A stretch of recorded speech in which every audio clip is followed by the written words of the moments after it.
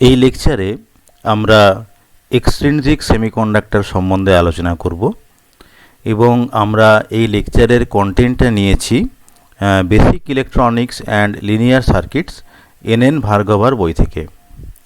তো আগের লেকচারে আমরা ইন্ট্রিনজিক বা পিওর সেমিকন্ডাক্টর সম্বন্ধে আলোচনা করেছিলাম। তো ইন্ট্রিনজিক মানে হচ্ছে পিওর, অর্থাৎ এর মধ্যে কোনো ইম্পিউরিটি নেই, কিন্তু বাস্তবে দেখা যায় যে এই ধরনের সেমিকন্ডাক্টরের খুব বেশি প্র্যাকটিক্যাল ইউজ নেই। কিন্তু এমন কিছু সেমিকন্ডাক্টর মেটেরিয়াল তৈরি করা যেতে পারে যেখানে কিছু ইম্পিউরিটি অ্যাড করা যায়। এই যে আমরা কোনো একটা সেমিকন্ডাক্টরের মেটেরিয়ালের মধ্যে ইম্পিউরিটি অ্যাড করছি, এই প্রসেসটার নাম হচ্ছে ডোপিং প্রসেস। তো এই যে ডোপিং যেটা আছে আর কি, সেই doping is done after the semiconductor material has been refined to a high degree of purity. মানে বেসিক্যালি আমরা ডোপ যে মেটেরিয়ালটাতে করছি সেটা কিন্তু একটা পিওর মেটেরিয়াল। তাহলে ডোপ করার জন্য প্রথমে যেটা লাগবে যে আমার একটা পিওর সেমিকন্ডাক্টর অর্থাৎ ইন্ট্রিনজিক স্পেসিমেন সেমিকন্ডাক্টর লাগবে, যার মধ্যে আমরা কিছু ইম্পিউরিটি ডোপ করব। তাহলে এক্সট্রিনজিক সেমিকন্ডাক্টর কাকে বলে? ডোপড সেমিকন্ডাক্টরকে এক্সট্রিনজিক সেমিকন্ডাক্টর বলা হয়। ডোপড অর্থাৎ যে আমরা যদি কোনো একটা ইম্পিউরিটি মেটেরিয়াল যদি আমরা একটা পিওর সেমিকন্ডাক্টর মেটেরিয়ালের মধ্যে যদি ডোপ করে থাকি, তাহলে সেটাই হবে এক্সট্রিনজিক সেমিকন্ডাক্টর। তো এইবারে মূলত দু ধরনের এক্সট্রিনজিক সেমিকন্ডাক্টর থাকে। একটা হচ্ছে যে এন টাইপ সেমিকন্ডাক্টর আর আরেকটা হচ্ছে পি টাইপ সেমিকন্ডাক্টর। তো প্রথমে আমরা এন টাইপ সেমিকন্ডাক্টর সম্বন্ধে আলোচনা করব। তো এন টাইপ সেমিকন্ডাক্টর হলো সেই ধরনের সেমিকন্ডাক্টর যেখানে আমরা পেন্টাভ্যালেন্ট ইম্পিউরিটি ডোপ করব। পেন্টাভ্যালেন্ট ইম্পিউরিটি কোনগুলো? ফর এক্সাম্পল ফসফরাস আছে। তাহলে ফসফরাসকে আমরা যদি একটা ইন্ট্রিনজিক সিলিকন সেমিকন্ডাক্টরে যদি ডোপ করি, তাহলে এন টাইপ সেমিকন্ডাক্টর তৈরি হবে। কিভাবে হবে সেটা আমরা স্টেপ বাই স্টেপ আলোচনা করছি। The size of the impurity atoms is রাফলি the same as that of a silicon. মানে ইম্পিউরিটি অ্যাটমের যে সাইজ যেটা হবে সেটা কিন্তু মানে ফসফরাস অ্যাটমের সাইজ এবং সিলিকন অ্যাটমের সাইজটা কিন্তু অলমোস্ট সেম হতে হবে। An impurity atom replaces a silicon atom in its crystal structure. তার মানে যেটা হচ্ছে যে যে ফসফরাস অ্যাটম যেটা আমি ডোপ করব সেটা কি হবে, যে সিলিকন অ্যাটমটাকে রিপ্লেস করবে। প্রথমে তো তার একটা ক্রিস্টাল স্ট্রাকচার ছিল। ক্রিস্টাল স্ট্রাকচার মানে কি, যে একটা পিরিয়ডিক অ্যারে থাকবে, সেই পিরিয়ডিক অ্যারেতে সিলিকন অ্যাটমগুলো সাজানো থাকবে। সেই ওয়ান অফ দ্য সিলিকন অ্যাটমকে রিপ্লেস করে তার জায়গায় ফসফরাসটা বসে যাচ্ছে, কারণ তাদের সাইজগুলো মোটামুটি সেম অর্ডারের থাকে। তো এইবার যেটা হচ্ছে যে আমরা যে ইম্পিউরিটিটা ডোপ করব তার যে অ্যামাউন্ট যেটা হবে, তার অ্যামাউন্টটা কম হবে। কিন্তু কতটা কম সেটাকে আমরা এইভাবে ডিফাইন করি যে 1 পার্ট ইন 1 মিলিয়ন। অর্থাৎ 1 মিলিয়ন যদি সিলিকন অ্যাটম থাকে, তাহলে তার 1 ভাগ হবে ফসফরাস অ্যাটম। তার মানে বোঝাই যাচ্ছে যে 1 মিলিয়নের 1 ভাগ। তার মানে জিনিসটা সত্যি, মানে যে অ্যামাউন্ট অফ ডোপিং যেটা হচ্ছে সেটা কিন্তু খুবই কম। তাহলে কি হবে, এরকম কম অ্যামাউন্টের ডোপিং যদি করা হয়, তাহলে আমরা অ্যাসিউম করতে পারি যে যে ইম্পিউরিটি অ্যাটম যেটা আমরা ডোপ করব তার চারিদিকেই কিন্তু সিলিকন অ্যাটম ঘিরে থাকবে। অর্থাৎ একটা ফসফরাস অ্যাটমের তার চারিদিকে সিলিকন অ্যাটমগুলো ঘিরে থাকবে। তো এরকমের একটা ক্রিস্টাল আমরা এখানে ছবিতে দেখানোর চেষ্টা করছি, যে এগুলো হচ্ছে সব সিলিকন অ্যাটম। এই যে +4 লেখা রয়েছে, আমরা আগেই জেনেছি যে সিলিকন অ্যাটমের বাইরের কক্ষপথে 4টে ইলেকট্রন থাকে। আর এই যে এই যে অ্যাটম যেটা রয়েছে এটা হচ্ছে ফসফরাস অ্যাটম, মানে পেন্টাভ্যালেন্ট ইম্পিউরিটি যেটা আমরা বলছি। তো যেটা আমরা আগে আলোচনা করছিলাম যে যদি ডোপিংয়ের অ্যামাউন্টটা খুব কম করা হয়, তখন আমরা অ্যাসিউম করে নিতে পারি যে একটা ফসফরাস তার চারিদিকে কিন্তু সিলিকন অ্যাটমগুলো এইভাবে ঘিরে থাকবে। তাহলে কি হবে, যে ফসফরাসের টোটাল বাইরের কক্ষপথে 5টা ইলেকট্রন থাকে আমরা জানি। এই 5টার মধ্যে 4টে ইলেকট্রন কি করবে, এই যে আশেপাশের যে সিলিকন অ্যাটম যেগুলো রয়েছে তাদের সঙ্গে কোভ্যালেন্ট বন্ড ফর্ম করলো। তাহলে 5টা ইলেকট্রনের মধ্যে 4টে ইলেকট্রন আশেপাশের 4টে সিলিকন অ্যাটমের সঙ্গে কোভ্যালেন্ট বন্ড ফর্ম করলো। একটা ইলেকট্রন বন্ড ফর্ম করতে পারছে না, যেটাকে আমরা 5th ইলেকট্রন বলছি। তাহলে এই ছবি যেটা হলো সেটা হচ্ছে একটা এন টাইপ সেমিকন্ডাক্টরের ছবি। তাহলে কি হচ্ছে, যে এই যে ইলেকট্রনটা কোভ্যালেন্ট বন্ড ফর্ম করতে পারলো না, এই ইলেকট্রনটা কিন্তু আমাদের কাছে ভীষণ রকমের ইম্পর্ট্যান্ট। কেন? তার কারণটা হচ্ছে এরকম যে এই যে ইলেকট্রনটা নিউক্লিয়াসের থেকে অনেকটা দূরে থাকে প্রথম কথা, এবং দ্বিতীয়ত যেটা হচ্ছে যে এটা হচ্ছে খুব লুজলি বাউন্ড অবস্থায় থাকে, নিউক্লিয়াসের সঙ্গে ইলেকট্রনটা ভীষণ লুজলি বাউন্ড অবস্থায় থাকে।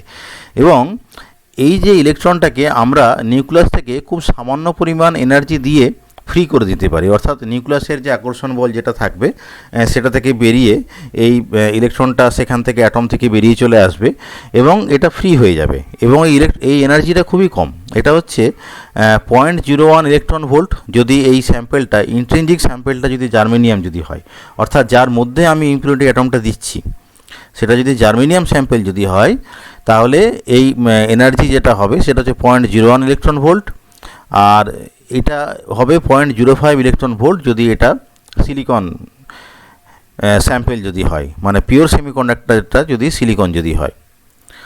তো এই এনার্জি যেটা হচ্ছে ভ্যালুগুলো দেখিয়ে বোঝা যাচ্ছে যে এটা হচ্ছে ভীষণ কম এবং অ্যাট রুম টেম্পারেচারেই মানে এই ইলেকট্রনগুলোকে ফ্রি করা সম্ভব। তাহলে কি হচ্ছে যে আমরা এইভাবে বলতে পারি যে রুম টেম্পারেচারের মধ্যে কি হবে যে এই প্রত্যেকটা ইম্পিউরিটি অ্যাটম একটা করে ইলেকট্রন ডোনেট করবে এবং এই ইলেকট্রনগুলো যেগুলো ফ্রি হয়ে গেল সেগুলো কোথায় যাবে, সেগুলো চলে যাবে কন্ডাকশন ব্যান্ডে। আমরা কন্ডাকশন ব্যান্ড কাকে বলে আগের লেকচারে অলরেডি দেখিয়েছি। তাহলে যে সমস্ত ইলেকট্রনগুলো লুজলি বাউন্ড ইলেকট্রনগুলো অর্থাৎ ফিফথ ইলেকট্রনটা যেটা ফসফরাস থেকে বেরিয়ে চলে এলো সেটা কোথায় গেল, সেটা হচ্ছে কন্ডাকশন ব্যান্ডে গেল। কোন টেম্পারেচারে গেল না, রুম টেম্পারেচারেই চলে যাওয়া সম্ভব। তাহলে কি হলো যে যেহেতু এই সমস্ত ফসফরাস ইম্পিউরিটিগুলো একটা করে ইলেকট্রন দিয়ে দিচ্ছে রুম টেম্পারেচারে অর্থাৎ ডোনেট করছে, ওই জন্য এই ধরনের ইম্পিউরিটিকে বলা হয় donor type impurity. This donated electrons are called excess electrons, অর্থাৎ যে ইলেকট্রনগুলো বেরিয়ে চলে আসছে ফসফরাস থেকে সেগুলো হচ্ছে এক্সেস ইলেকট্রনস। এবং আমরা থার্মাল এনার্জি যদি দিই তাহলে এই ধরনের এক্সেস ইলেকট্রন ছাড়াও আরও কিছু ইলেকট্রন কিন্তু তৈরি হবে। কীভাবে তৈরি হবে সেটা হচ্ছে কোভ্যালেন্ট বন্ডটা ব্রেক করে। এবং যেভাবে ইন্ট্রিনজিক সেমিকন্ডাক্টরের ক্ষেত্রে অর্থাৎ আগের লেকচারে আমরা দেখিয়েছিলাম যে একটা ইন্ট্রিনজিক সেমিকন্ডাক্টরে যদি থার্মাল এনার্জি যদি প্রয়োগ করা হয় তাহলে কোভ্যালেন্ট বন্ডটা ব্রেক করে, কোভ্যালেন্ট বন্ড ব্রেক করে একটা ইলেকট্রন বেরিয়ে চলে আসবে, বেরিয়ে গেলে সেখানে একটা হোল তৈরি হবে, মানে বেসিক্যালি একটা ইলেকট্রন হোল পেয়ারের সৃষ্টি হচ্ছে। সেটা হচ্ছে কোভ্যালেন্ট বন্ড ব্রেকিং প্রসেস, যেটা ইন্ট্রিনজিক সেমিকন্ডাক্টরের ক্ষেত্রে ঘটে থাকে। সেটা কিন্তু এই ধরনের এক্সট্রিনজিক সেমিকন্ডাক্টরের ক্ষেত্রেও ঘটবে। তাহলে দেখা যাচ্ছে যে ইলেকট্রনের সোর্সটা কোনটা, যে সমস্ত ইলেকট্রন কন্ডাকশন ব্যান্ডে যাচ্ছে তারা আসছে কোথা থেকে? বেশিরভাগ ইলেকট্রনটাই কিন্তু আসছে ইম্পিউরিটি অ্যাটম থেকে অর্থাৎ ফসফরাস অ্যাটমগুলো থেকে। আর কিছু সংখ্যক ইলেকট্রন আমরা পাচ্ছি যে বন্ড ব্রেকিং প্রসেসের দ্বারা, অর্থাৎ ছবিতে আমরা যদি দেখাই, আমি আবার ছবিটা দেখাচ্ছি, এইটা হচ্ছে লুজলি বাউন্ড ইলেকট্রন। এই ধরনের আরও ফসফরাস অ্যাটম রয়েছে, এখানে একটা সেগমেন্ট দেখানো হয়েছে। তো এই ধরনের ইলেকট্রন আসছে এবং এটাই হচ্ছে মেজর পার্টটা এখান থেকে আসছে। আর আরেকটা হবে বন্ড ব্রেকিং, মানে ধরা যাক এই যে ইলেকট্রন যেটা আছে, ইলেকট্রনটা একটা বন্ড ফর্ম করেছে, কোভ্যালেন্ট বন্ড ফর্ম করলো। এইটা যদি ব্রেক যদি হয়ে যায়, থার্মাল এনার্জি প্রয়োগ করে আমরা যদি এই বন্ডটাকে যদি ব্রেক করি, তাহলে আরও কিছু সংখ্যক ইলেকট্রন বন্ড ব্রেক করে কন্ডাকশন ব্যান্ডে চলে যাবে। এই হচ্ছে দুটো ইলেকট্রনের সোর্স। এবং বন্ড ব্রেক করলে কী হবে যে এখানে একটা হোল তৈরি হবে, তাহলে এইভাবে কিছু সংখ্যক হোলও কিন্তু তৈরি হবে। তো এই যে সমস্ত ইলেকট্রনগুলো কন্ডাকশন ব্যান্ডে এলো, সেটা ইম্পিউরিটি অ্যাটম থেকেই হোক বা কোভ্যালেন্ট বন্ড থেকেই আসুক না কেন, তারা কি করবে না ইলেকট্রিক্যাল কারেন্ট কন্ডাকশানে টেক পার্ট করবে। এছাড়া কি হবে যে কিছু সংখ্যক ইলেকট্রন হোল পেয়ার তো তৈরি হলো বন্ড ব্রেকিং প্রসেসের দ্বারা, তার মানে যেটা হলো যে কিছু সংখ্যক হোলও কিন্তু তৈরি হয়েছে।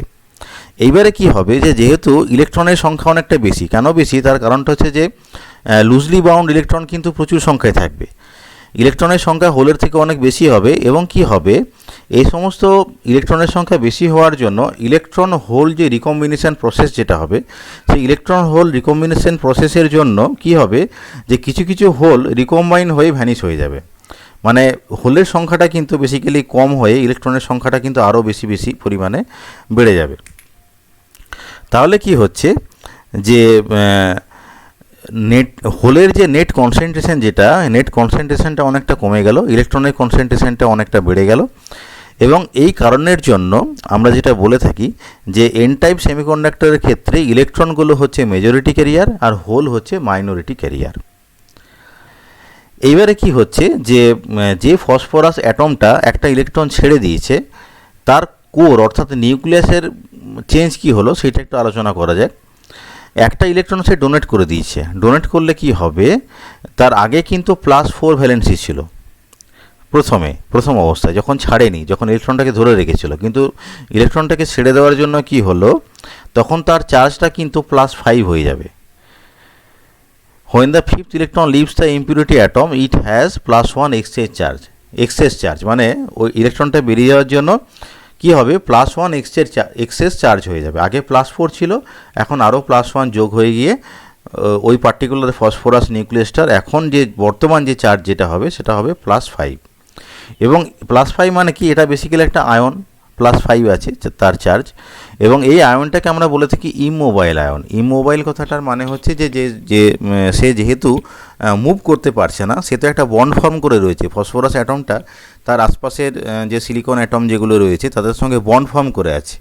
বন্ড ফর্ম করে থাকার জন্য সে কিন্তু মুভ করতে পারে না। যেমন কি একটা ইলেকট্রন ফসফরাস অ্যাটম থেকে বেরিয়ে গিয়ে সে কন্ডাকশন ব্যান্ডে চলে গেল।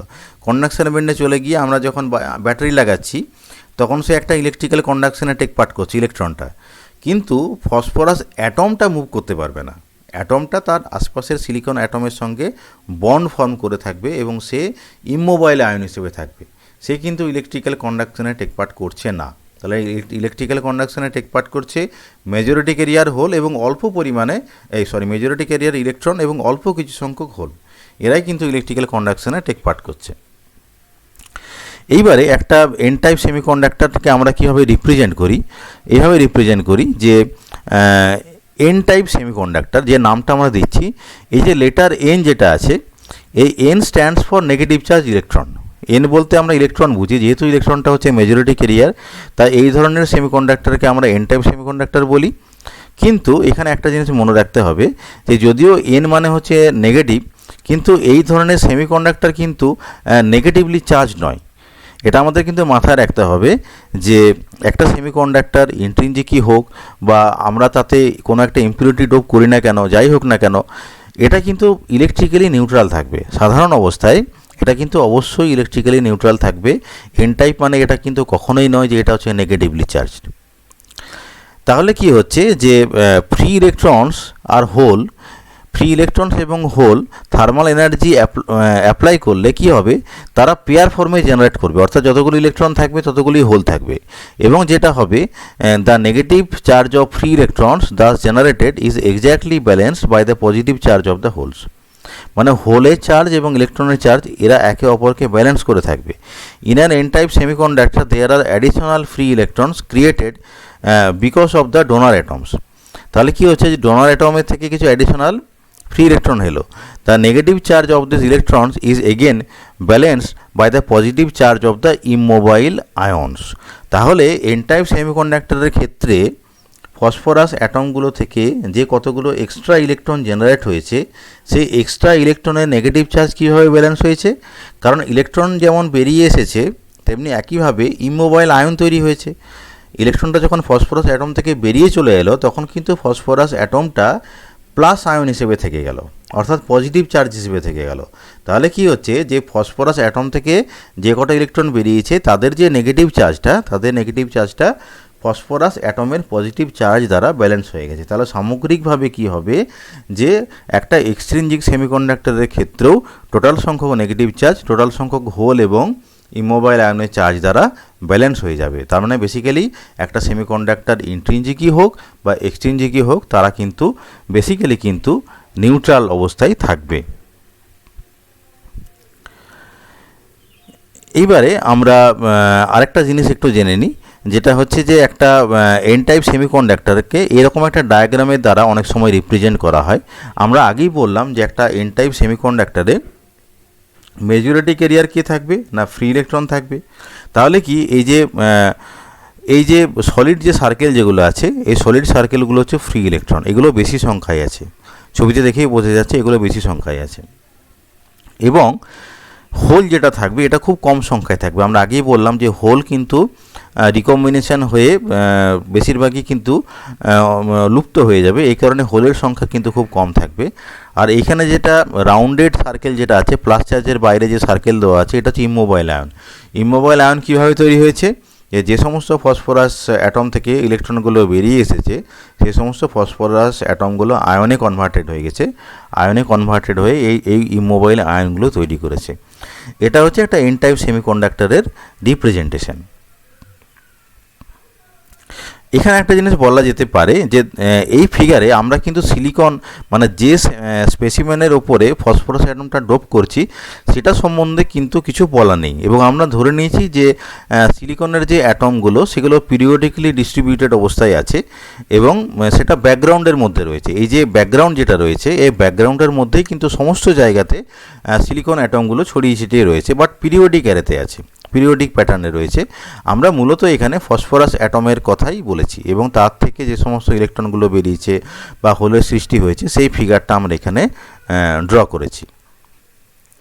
আরেকটা জিনিস বলতে হবে যে the fixed ions are regularly distributed in the crystal structure, মানে যেহেতু ফসফরাস অ্যাটমগুলো একটা সেমিকন্ডাক্টর স্পেসিমেনের সিলিকন অ্যাটমগুলোকে রিপ্লেস করে দিচ্ছে, ওই কারণে এই যে ডিস্ট্রিবিউশন যেটা হবে ফসফরাস অ্যাটমের, এই ডিস্ট্রিবিউশনটা কিন্তু রেগুলার হবে। এটা ছবিটা দেখেই বোঝা যাচ্ছে যে এই যে ইমোবাইল আয়নগুলো কিন্তু একটা রেগুলার ডিস্ট্রিবিউশন আছে, কিন্তু ইলেকট্রন বা হোলের ডিস্ট্রিবিউশনটা কিন্তু র্যান্ডম। র্যান্ডম কেন? তার কারণটা হচ্ছে তারা তো ফ্রিলি মুভ করতে পারে, ইলেকট্রন বা হোল তারা ফ্রিলি মুভ করছে, এই কারণে তাদের যে ডিস্ট্রিবিউশন যেটা আছে সেটাকে র্যান্ডমলি দেখানো হয়েছে। বাট ফসফরাস অ্যাটমের যে ডিস্ট্রিবিউশন সেটা হচ্ছে পিরিয়ডিক। কেন পিরিয়ডিক? তার কারণটা হচ্ছে তারা সিলিকনের পজিশনগুলোকে রিপ্লেস করে ক্রিস্টালের মধ্যে ঢুকে যায়, এই কারণে তাদের যে ডিস্ট্রিবিউশন যেটা আছে এটা হচ্ছে একটা রেগুলার ডিস্ট্রিবিউশন। এবারে আমরা পি টাইপ সেমিকন্ডাক্টর সম্বন্ধে আলোচনা করব। তো আমরা পি টাইপ সেমিকন্ডাক্টর কী করে তৈরি করব? আমরা প্রথমে একটা ইন্ট্রিনসিক স্যাম্পেল নেব, মানে সিলিকন স্যাম্পেল যেটা পিওর হবে। এরপর এর মধ্যে আমরা ট্রাইভ্যালেন্ট ইম্পিউরিটি ডোপ করব। এন টাইপের ক্ষেত্রে আমরা পেন্টাভ্যালেন্ট ডোপ করেছি, এখন আমরা ট্রাইভ্যালেন্ট ডোপ করব, মানে বোরন। ফর এক্সাম্পল আমরা বোরন বলতে পারি। এবং আগের মতনই যেটা হবে যে ডোপিংয়ের যে অ্যামাউন্ট যেটা হবে, অ্যামাউন্ট হবে 1 পার্ট ইন 1 মিলিয়ন, অর্থাৎ খুব কম পরিমাণে ডোপিং হবে, যাতে করে আমরা অ্যাসিউম করতে পারি যে একটা বোরন অ্যাটমের তার মানে সমস্ত দিকে তার চারপাশে কিন্তু সিলিকন অ্যাটমগুলো থাকবে, সারাউন্ডেড অবস্থায় থাকবে। এখন একটা বোরন অ্যাটমের বাইরের কক্ষপথে কটা ইলেকট্রন থাকে? 3টি ইলেকট্রন থাকে, 3টে ভ্যালেন্স ইলেকট্রন থাকে। তাহলে কি হলো, আমরা একবার ছবিতে দেখে নিই। যেমন এটা হচ্ছে বোরন অ্যাটম, এখানে বোরন অ্যাটমের বাইরের কক্ষপথে 3টি ইলেকট্রন থাকে, 1, 2, 1, 2 এবং 3, এই 3টি ইলেকট্রন থাকে বোরন অ্যাটম। এটা হচ্ছে একটা বোরন অ্যাটম এবং এই বোরন অ্যাটমের চারদিকে কিন্তু সিলিকন অ্যাটমগুলো ঘিরে রয়েছে।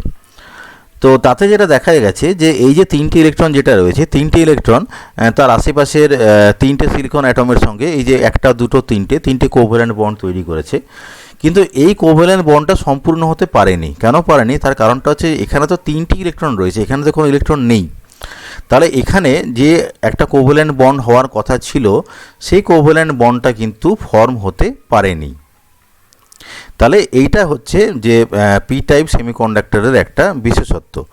তাহলে কি হচ্ছে, কোভ্যালেন্ট বন্ডটা তৈরি হতে পারেনি এবং এইটা কিন্তু পি টাইপ সেমিকন্ডাক্টরের ক্ষেত্রে একটা বিশেষ গুরুত্বপূর্ণ বিষয়। এই যে একটা ডেফিসিয়েন্সি, একটা ইলেকট্রন থাকলো, মানে এখানে একটা ইলেকট্রনের ডেফিসিয়েন্সি থাকলো, যাতে করে এই কোভ্যালেন্ট বন্ডটা তৈরি হতে পারলো না, এই ইলেকট্রন ডেফিসিয়েন্সিটা একটা বিশেষ গুরুত্বপূর্ণ রোল প্লে করে পি টাইপ সেমিকন্ডাক্টরের ক্ষেত্রে। তাহলে কি হচ্ছে, the single electron in the incomplete bond has a great tendency to snatch an electron from the neighbouring atom. তার মানে যেটা হলো, এই যে এখানে একটা ইলেকট্রনের ডেফিসিয়েন্সি তৈরি হলো, এই ডেফিসিয়েন্সিটা কি করবে, যে তার পাশের একটা ইলেকট্রনকে টেনে নিয়ে এইখানে ঢুকিয়ে দেবে। অর্থাৎ এর একটা আলাদা প্রপার্টি থাকবে, যেটা হচ্ছে কি, যে আশেপাশের ইলেকট্রনকে ছিনিয়ে নিয়ে এই জায়গায় রেখে একটা কোভ্যালেন্ট বন্ড তৈরি করা। তাহলে এটাকে আমরা একটা ছবিতে দেখাতে পারি। আমরা এইভাবে এটাকে বলি, যেমন কি ধরা যাক এরকম পাশের একটা ইলেকট্রন এইরকম জায়গাতে চলে এলো, এই ভ্যাকেন্সিতে যে ডেফিসিয়েন্সি যেটা ছিল, ডেফিসিয়েন্সিটা পূরণ করে যেটা কোভ্যালেন্ট বন্ড তৈরি করার কথা ছিল, সেই কোভ্যালেন্ট বন্ডটা এখানে তৈরি করে দিল। তাহলে কি হলো, যেহেতু এই জায়গা থেকে ইলেকট্রনটা বেরিয়ে এসেছে, তাহলে এখানে একটা হোলের সৃষ্টি হবে। তাহলে এই জায়গায় একটা হোল তৈরি হলো এবং যেটা ইনকমপ্লিট কোভ্যালেন্ট বন্ড যেটা এই পজিশনে যেটা ছিল সেটা এখানে কমপ্লিট হয়ে গেল। তাহলে কি হলো যে সামান্য পরিমাণ অ্যাডিশনাল এনার্জি দিলেই এই অ্যাডিশনাল এনার্জি যেটা যে ইলেকট্রনটায় যে এখান থেকে এসে পড়ে এই জায়গায় চলে এলো, এর জন্য কিন্তু খুব বেশি এনার্জি লাগবে না। তার কারণটা আগেই বলা হলো যে এই যে ভ্যাকেন্সিটা সবসময়তেই চাইবে যে বাইরের একটা ইলেকট্রনকে তার নিজের জায়গাতে নিয়ে আসতে, এবং এই যে অ্যাডিশনাল এনার্জি যেটা দরকার সেই অ্যাডিশনাল এনার্জিটা খুব কম, সেটার অর্ডার হচ্ছে 0.01 ইলেকট্রন ভোল্ট, এবং কেবলমাত্র রুম টেম্পারেচারেই এই এনার্জিটা কিন্তু অ্যাচিভ করা সম্ভব। তাহলে কি হবে, এই রুম টেম্পারেচারেই দেখা যাবে যে আশেপাশের ইলেকট্রন সেই ভ্যাকেন্সি পজিশনে চলে আসবে, এবং আলটিমেটলি কি হবে, তার মানে এই বোরন অ্যাটমের আশেপাশে কিন্তু অনেক হোলের সৃষ্টি হবে। হোল কেন সৃষ্টি হবে, যেহেতু ইলেকট্রনগুলো কোভ্যালেন্ট বন্ড ব্রেক করে সেই ভ্যাকেন্সিটা পূরণ করছে। এই ভ্যাকেন্সিটা পূরণ করার জন্য এরকম জায়গাতে, অর্থাৎ যেখান থেকে ইলেকট্রনগুলো বেরিয়ে এসে ভ্যাকেন্সি পূরণ করছে সেই সমস্ত জায়গাতে কিন্তু প্রচুর পরিমাণে হোলের তৈরি হবে। তাহলে কি হচ্ছে যে আমরা এই বিষয়টাকে দুটো স্টেপে ভাগ করছি, যে ফার্স্টে vacancy is created in the adjacent bond from where the electron had jumped. মানে যেহেতু অ্যাডজাসেন্ট বন্ড থেকে ইলেকট্রন এসেছে, তাহলে কি হলো যে একটা ভ্যাকেন্সি তৈরি হলো। This vacancy has a positive charge associated with it, মানে তার একটা পজিটিভ চার্জ আছে যেটাকে আমরা হোল বলে থাকছি। মানে বেসিক্যালি এই জিনিসটা যেটাকে আমরা হোল বলছি তার চার্জটা কিন্তু আমরা পজিটিভ বলছি। Secondly, due to the filling of the incomplete bond around boron, it now becomes a negative ion. এইবারে এই ইলেকট্রনটা যখন এখান থেকে বেরিয়ে এসে এইভাবে এই ডেফিসিয়েন্সিটা পূরণ করলো এবং একটা কোভ্যালেন্ট বন্ড তৈরি করে দিল, তখন কি হলো, তখন বোরন অ্যাটমটার কোরের চেঞ্জটা কি হলো। কোরের চেঞ্জ এইভাবে হলো, কোরের চেঞ্জটাকে আমরা এইভাবে আমরা ব্যাখ্যা করছি, যেটা হচ্ছে এরকম যে second, due to the filling of the incomplete bond it becomes a negative ion. তার কারণ যেহেতু একটা এক্সট্রা ইলেকট্রন বোরন অ্যাটমে ঢুকে গেছে, বোরন অ্যাটমের ক্যাপাসিটি তো 3টে থাকে, কিন্তু যেহেতু একটা ইলেকট্রন এক্সট্রা চলে এসেছে, এমনিতে নর্মালি 3টে থাকছে বাইরের কক্ষপথে, যেহেতু আমরা বাইরের থেকে একটা আলাদা এক্সট্রা ইলেকট্রন ঢুকিয়ে দিলাম, তাহলে বোরনের চার্জটা কিন্তু এখন নেগেটিভ হয়ে যাবে। মানে সেই যে বোরন অ্যাটম যেটা ছিল, একটা এক্সট্রা ইলেকট্রন তার মধ্যে ঢুকে যাওয়ার জন্য, তাহলে কি হলো, এই যে এখানে +3 আছে, মানে তার বাইরের কক্ষপথে 3টে থাকে নর্মালি, কিন্তু এই ইলেকট্রন একটা এক্সট্রা চলে এলো। তাহলে কি হবে, এখন বোরন অ্যাটম যেটা হবে সেটা কিন্তু একটা নেগেটিভ আয়নে পরিণত হবে, এবং এই যে বোরন আয়ন যেগুলো তৈরি হলো সেগুলো ইমোবাইল। আগে যেমন আমরা মানে এন টাইপ সেমিকন্ডাক্টরের ক্ষেত্রে ফসফরাস অ্যাটমগুলোকে আমরা বলছিলাম ইমোবাইল। এখন আমরা বলবো যে বোরনটা যখন আয়নে কনভার্ট হয়ে গেল একটা এক্সট্রা ইলেকট্রন পাওয়ার পর, সেই সমস্ত বোরন আয়নগুলো ইমোবাইল আয়ন হিসেবে থাকবে। ইমোবাইল আয়ন মানে বেসিক্যালি তারা যেহেতু আশেপাশের সিলিকন অ্যাটমের সঙ্গে বন্ড ফর্ম করেছে, তাই তারা কিন্তু মুভ করতে পারবে না, তারা ইমোবাইল হিসেবে থেকে যাবে। এবং এই বোরন অ্যাটমগুলো যেহেতু আশেপাশের সিলিকন অ্যাটম থেকে ইলেকট্রনগুলোকে অ্যাকসেপ্ট করছে, এই জন্য বোরন ইম্পিউরিটিকে অনেক সময় যে বলা হয় যেটা হচ্ছে অ্যাকসেপ্টার টাইপ অফ ইম্পিউরিটি। আগের ক্ষেত্রে আমরা দেখেছিলাম যে ফসফরাস অ্যাটম কী করছে, সে ইলেকট্রন ছেড়ে দিচ্ছে, এই জন্য বলা হয় ফসফরাস ইম্পিউরিটিকে ডোনার টাইপ অফ ইম্পিউরিটি। আর বোরন অ্যাটম কী করেছে, যে আশেপাশের সিলিকন অ্যাটম থেকে ইলেকট্রনগুলোকে ছিনিয়ে নিচ্ছে, এই জন্য বোরন ইম্পিউরিটিকে বলা হয় অ্যাকসেপ্টার টাইপ অফ ইম্পিউরিটি। এইবার আমরা কি যেটা দেখলাম, যে যেহেতু বোরন হচ্ছে অ্যাকসেপ্টার টাইপ অফ ইম্পিউরিটি এবং আশেপাশের সিলিকন থেকে ইলেকট্রন ছিনিয়ে নেওয়ার জন্য কি হচ্ছে, যে আশেপাশের সিলিকন অ্যাটমে প্রচুর পরিমাণে হোল তৈরি হবে। তাহলে আলটিমেটলি কি দেখা যাবে, যে পি টাইপ মেটেরিয়ালে অনেক সংখ্যক হোল থাকবে, অর্থাৎ বেশি সংখ্যায় হোল থাকবে, এবং হোল হবে মেজরিটি ক্যারিয়ার এবং ইলেকট্রন হবে মাইনরিটি ক্যারিয়ার। তাহলে এটা হচ্ছে যে পি টাইপ মেটেরিয়ালের সঙ্গে এন টাইপ মেটেরিয়ালের পার্থক্য। এন টাইপ মেটেরিয়ালে মেজরিটি ক্যারিয়ার হচ্ছে ইলেকট্রন, মাইনরিটি ক্যারিয়ার হচ্ছে হোল, কিন্তু পি টাইপ সেমিকন্ডাক্টরে মেজরিটি ক্যারিয়ার হচ্ছে হোল এবং মাইনরিটি ক্যারিয়ার হচ্ছে ইলেকট্রন। এইবারে পি টাইপ সেমিকন্ডাক্টরকে আমরা এইভাবে রিপ্রেজেন্ট করতে পারি, যে এখানে হোলের সংখ্যা বেশি, হোলের আধিক্য বেশি, এবং হোল হচ্ছে মেজরিটি ক্যারিয়ার। এগুলো হচ্ছে হোল, যেটা হচ্ছে ওপেন যে সার্কেল যেটা, আর ফিল্ড সার্কেল যেটা সেটা হচ্ছে ইলেকট্রন। ইলেকট্রন এইগুলো দুটো ইলেকট্রন দেখানো হয়েছে। ইলেকট্রন হচ্ছে মাইনরিটি ক্যারিয়ার, আর বোরন অ্যাটম যেগুলো সেগুলো নেগেটিভ আয়নে পরিণত হবে, আমরা আগেই বলেছি, এবং এই নেগেটিভ আয়নগুলো পিরিয়ডিক অ্যারেতে বিন্যস্ত থাকবে। যেহেতু বোরন অ্যাটমগুলো সিলিকন অ্যাটমগুলোকে রিপ্লেস করছে, এই বোরন ইমোবাইল আয়ন যেগুলো আছে, এই ইমোবাইল আয়নগুলো এরকমভাবে পিরিয়ডিক অ্যারেতে সাজানো থাকবে। তাহলে এইভাবে একটা পি টাইপ সেমিকন্ডাক্টরকে রিপ্রেজেন্ট করা যায়।